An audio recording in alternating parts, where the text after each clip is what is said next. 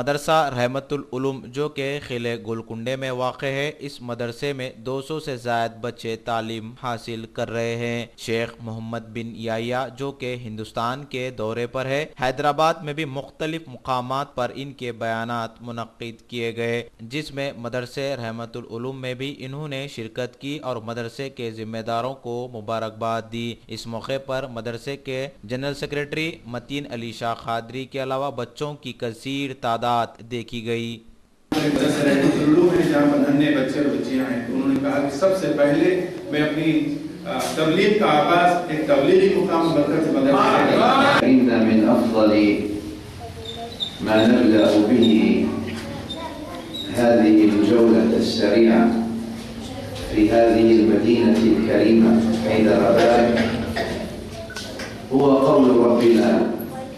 سبحانه وتعالى بسم الله الرحمن الرحيم إنا أعطيناك الكوثر فصل لربك وانحر إن شانئك هو الأبتر۔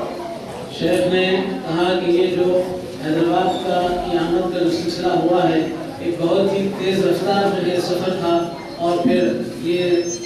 اس کی مماثلت میں آپ نے قرآن کریم کی وہ چھوٹی سی آیت انا اعطیناک الکوثر فصل لربک وانحر ان شانئک هو الابتر آپ کی تلاوت فرمائیں۔ شہر ہوں اور علی اس کا دروازہ ہے۔ المثال واضح إذن مدينة العلم ومدرسة رحمة العلوم،